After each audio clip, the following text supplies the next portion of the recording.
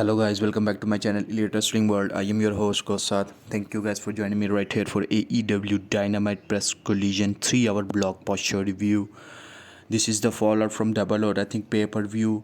Loaded card announced for tonight. MJF celebrating his third world title reign. Lights out Philly Street Fight, Kris Statlander, Hikaru, Shida. Men's Owen Hart Foundation tournament quarterfinal match, Mark Davis versus Jack Perry, and also Brody King versus Claudio as well. We will see Ty J in action, Jericho versus Ricochet, and Copeland and Christian Cage 5-second pause celebration after winning the tag titles as well. Also, we will hear from Kevin Knight as well. So, unloaded card. So, let's dive into it and talk about that. Renee caught up with Will Ospreay after his win on Sunday, saying he's over the moon about his win before going to the doctor when he runs into Kenny Omega already there with a nice pack on his neck. Omega is worried about Will Ospreay that he can't trust Death Riders as they do what they say they will do, and they have hurt both Omega and Ospreay in the past. Omega questions why Ospreay didn't ask him to help instead, and Ospreay said because Omega wasn't there.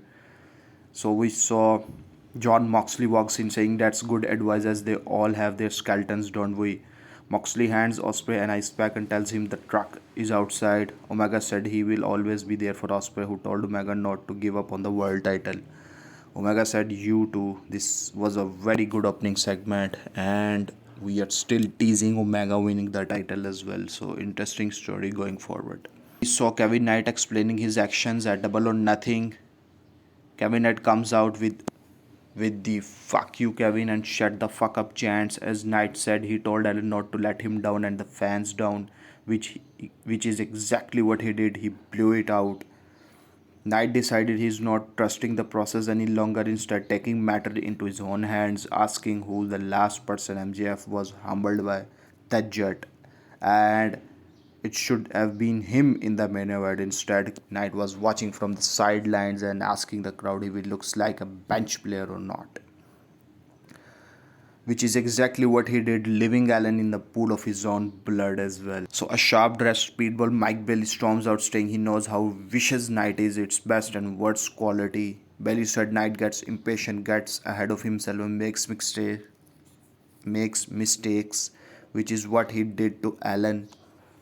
Bailey offered a handshake, but Knight brushed him away with a shoulder, turned and popped Bailey with a microphone shot. Knight faked leaving before coming back and planting Bailey with a rock bottom. And the jet speed is now dead and buried. And it's going to be an interesting feud between Kevin Knight and Speedball. And when Darby comes back, it's going to be one hell of a feud between Darby Allin and Kevin Knight as well. Very interesting, a new program on AEW television. Renee is backstage with Demand asking if Jericho has momentum going into tonight's match following getting a pin at Double or Nothing. Ricochet said Jericho got lucky. Horn said it's because they attacked him 7-on-1. So Ricochet is out of this world and is gonna beat Jericho tonight. Next up, we saw Jericho, Ricochet, everyone banned from ringside. I thought this was a very good match as these two have worked very well together since Jericho returned a few months ago. I enjoyed how it was no interference and it was a good end to this story for the first time, and Jericho is already off to the races with his next program as well. And for the finish of the match, we saw Ricochet whiffed on a spirit gun. Jericho swept out the legs again into the walls of Jericho.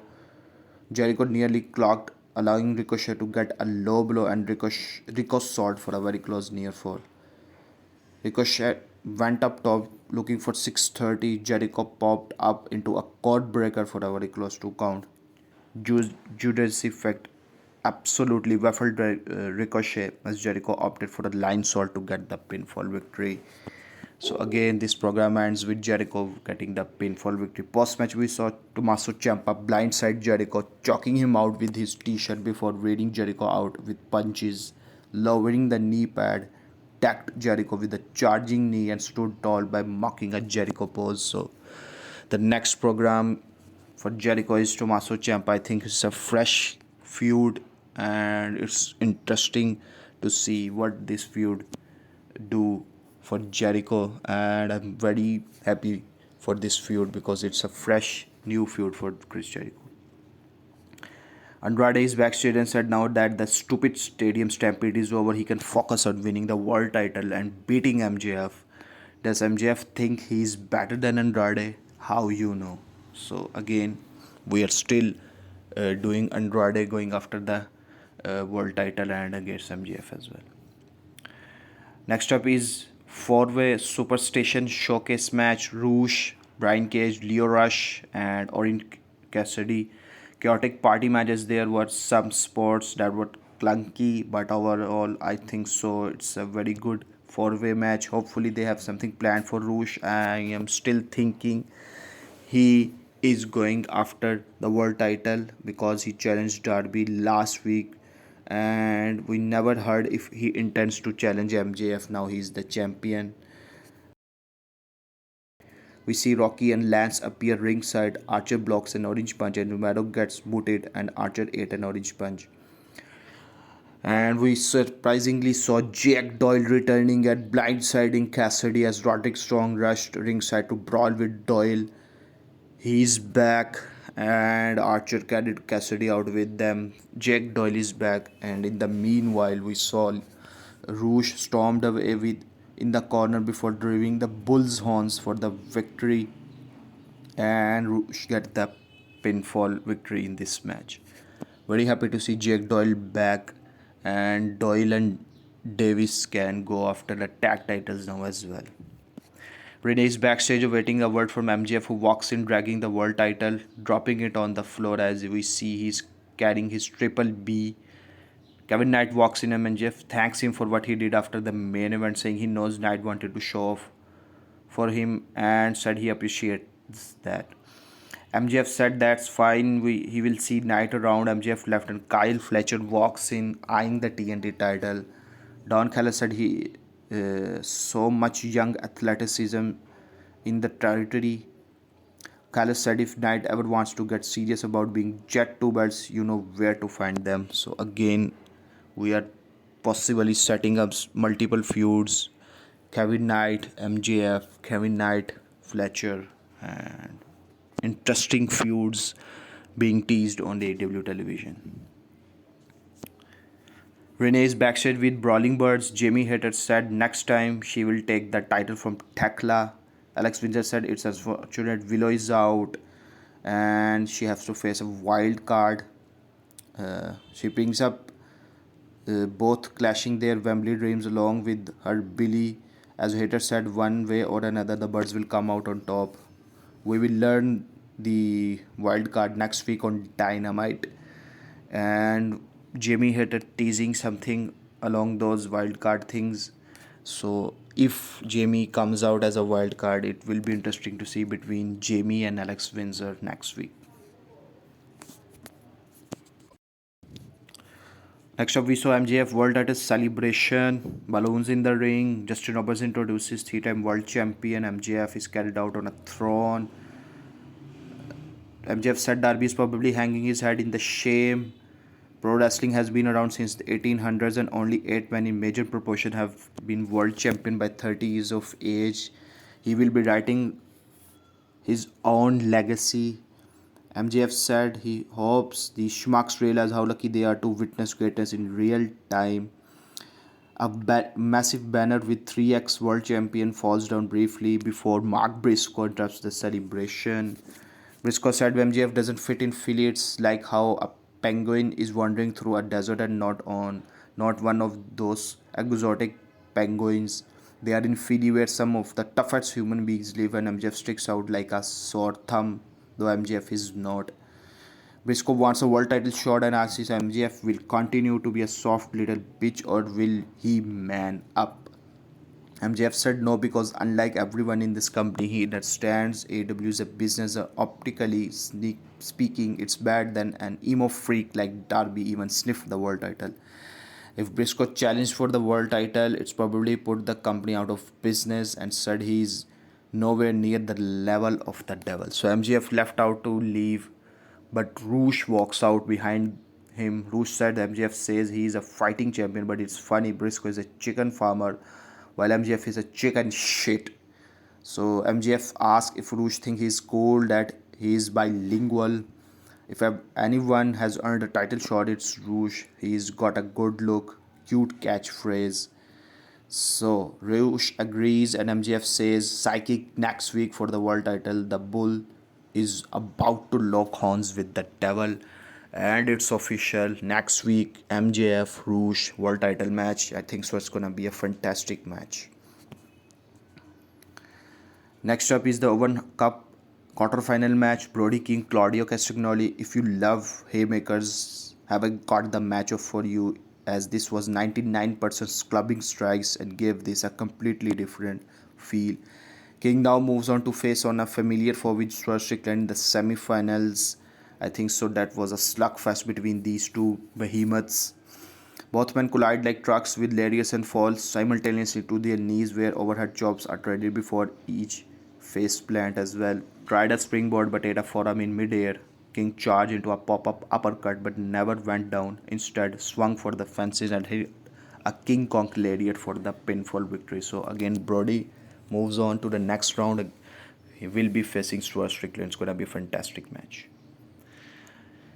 Next up, Cope and Cage have their 5-second pause celebration after winning the tag titles. Cage was about to tell the fans to sit down and shut up when Cope cut him off, asking if he heard that ovation. Cage put over FTR as being the best tag team they have ever shared the ring with. They brought out the best in them and are top guys. They just aren't the tippy top.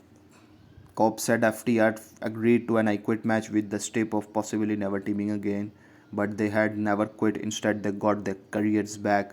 It's time to live in the now with FTR in the rear view, and said it's time to do something they haven't done in 25 years. For the benefit of those with flash photography, they will hit a 5-second pose. Cobb said about 20 years ago he went to the store and bought these just for this scenario, as he dumps a bag of disposable cameras from under the ring and hands a bunch out ringside, and how to probably use them if you are under 25. But before the pose could start, the dogs attacked from behind. David Finley, Clark Connors attacked Cage's forearm outside, smashing the shillelagh against the ring steps. Finley lifted Cobb up as he told Connors to show him how it's done. He laid out Cobb with a spear. Connors ordered a photographer ringside to take a photo of the drowned champions with the disposable camera. Connors said the dogs present a new 5-second pose as they stand over the fallen body of Cage and Cobb. So again, I liked the first program for the tag champions. The dogs are a good team. I think so that could be a forbidden door match between these two teams for the World Tag Team Championships. Nana is backstage with Stuart Strickland saying that he's taking the Owen back to Wembley and he will be the world champion once again. Strickland applauds Brody King and said if it wasn't for Swerve, no one would know how King was. Bandito condition right now, he doesn't care about that, but looking forward to Brody King facing him in the semi-final. Whose house? Swerve's house. So again, it's gonna be a fantastic match next week. We saw TJ in action. Divine Dominion cuts a promo about TJ before the match. We saw Anna Jay immediately popped catch with a hook kick, flying slam before tagging Melo for the locomotion corner kicks. Melo with a running knee, Gory special knee lift finishes the job in a quick order. TJ wins the match, and they will be setting up TJ for the women's tag title 5-minute eliminator match against Divine Dominion as well. We saw a furious Speedball was backstage, said if Knight wants to walk down separate parts, so be it, and challenges Kevin Knight for a match one-on-one next week. And we got the confirmation later in the show as well. It's gonna be Kevin Knight versus Speedball Mike Bailey for the TNT title next week on Dynamite. It's gonna be a fantastic match. Next up is this quarterfinal match. Mark Davis, Jungle Jack Perry. An excellent thriller this was, as I said. This was the best of their series of matches. Perry put up one hell of a fight and had plenty of hope spots winning this, but ultimately it made far more sense for Davis to be the one to face Osprey in the semi-final because of the finish of their last match.